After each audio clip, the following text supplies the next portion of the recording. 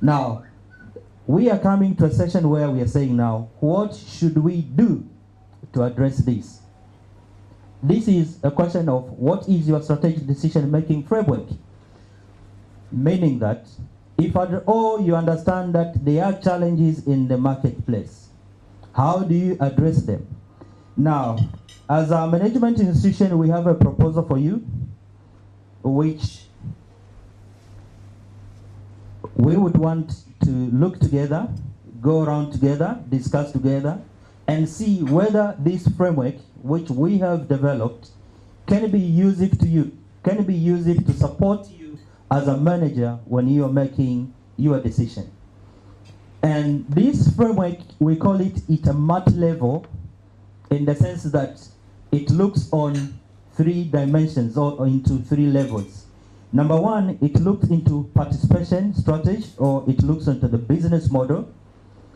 And number 2, we are looking into the competitive strategy. And number 3, we'll be looking into the operating strategy. We have papers. If you can't see it properly, we have papers which we'll give you.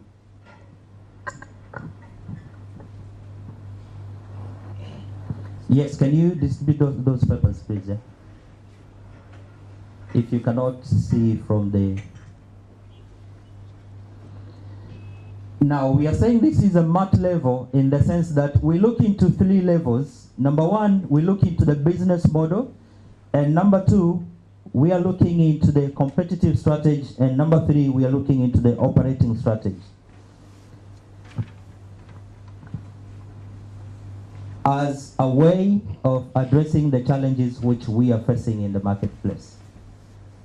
And so this is a value-based and strategic decision approach. Yes. If you feel like having more juice, having more coffee, tea, please feel free.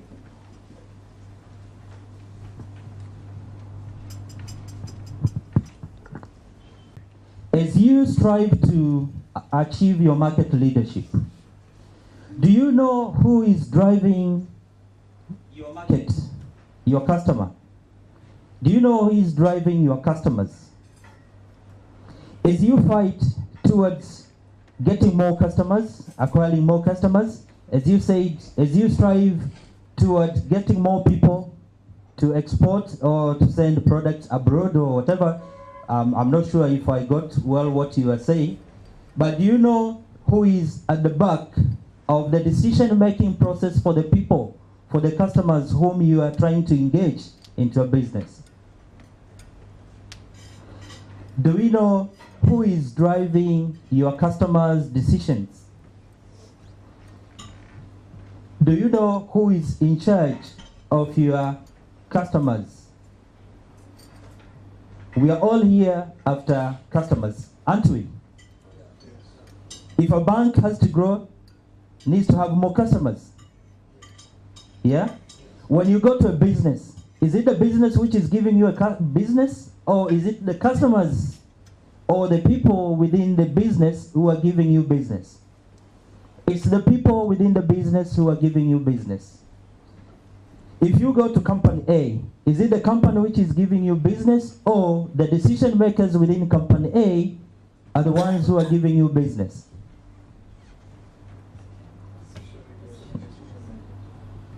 Yeah.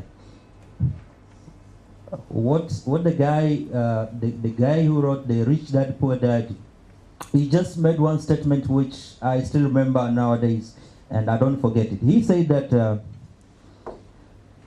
there are people who are busy in the market selling products, but they don't focus into money. And so in the end, they end up selling but don't get money because their focus was into selling but not into the money. Now, this is a challenge now to the managers. When you go into a company A, what are you looking for? You're looking for people who can make a decision to open an account to you or to give you business, is it? So essentially what you're looking for, you are targeting the decision makers so that they can make decisions After making that decision, then you can start your business relationship. So when I come to, what's your company? Jervis. When I come to Jervis, it's a building. There are furnitures, there are properties, there are everything within there. But essentially, when I come there, if I want to do business with Jervis, I'm looking for someone within Jervis who can make decision. Now, it all depends on the values, the value systems behind the guys who are making decision, which can make you successful or can make you fail. And so that's why we are saying it's a value-based strategic decision, because within the target markets where you want to do business, people are driven by values. If you develop your products, your services, your solutions, if you don't align them with the value systems which is underpinning those decision makers, there are minimal chances if you'll make it, until or unless if you change them. That's why as managers, we come with some promotional strategies aiming at changing the mindset of the decision makers to buy into your products or to your solutions or the services. Why do we do marketing? Why do we do selling? Why do we do promotion? It's because we want to persuade people who have a different understanding, different thinking, to change them to what we have, to the products which we have, to the solutions which we have, so that they can buy in. And normally we do that in the situation where what we have is what we have. The second option would be you developing products and services which align to their value systems. If you develop products and services which align to their value systems, there are chances that they will buy into the product because you have chosen to align yourself to the customers. But do we always have opportunities where we can develop and design services to align to the customer? There are chances no. Like in the banking sector where across all the banks, you have more or less the same products. How do we differentiate ourselves? If you cannot differentiate yourself from the product level, then you go further, you differentiate yourself at the service level, where we all offer the same product, but we offer it differently. So you change the way you offer the service, but it's the same service. It's all a saving account, but we offer it differently.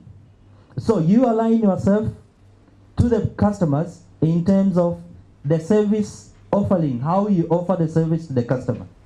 And so, if you look into the model, the participation strategy in the market or the positioning strategy into the market, you go into the target market where you have chosen, these are the customers whom I want to focus into. If you look into the number one, the quadrant number one. And number two, some of the decision on the target market, you'll have to ask yourself, what kind of customer segment do I want to focus into? And number three, you'll have to make a decision now between the service, the product, and the solutions. How do I design the product and services for the market, for the customer segment within the target market? And so, at this level, your question will be, what kind of service, product, and solution should I develop to meet the needs of the customer segment which I'm targeting into? And number four, one of the decisions which you'll have to make is, how do I serve my customers? How do I deliver the product and services to my customers? I'll use an example for the banking. There are customers whom you have to deliver the service online. There are customers, if you give them ATMs, they cannot use ATMs. They are better off going into the banking hall. So you have to cater for those kind of customers, if that's the customer segment which you are targeting. There are customers who can use mobile banking or SIM banking or whatever, mobile phone banking. But there are customers, they are not prepared to step ahead and they use ATM, SIM banking, online banking or whatever. There are customers who don't want to use cards. So you develop your product and services and the mechanism on how you will deliver those products to the customers. But the challenge is, what is it driving these customers' differences? This is what we have to ask ourselves. What is it making someone choose to use ATM or someone feel uncomfortable to go and be served through the banking hall? There are people who are not prepared to go stand in the queue, but there are people who are very comfortable to go and stand in the queue.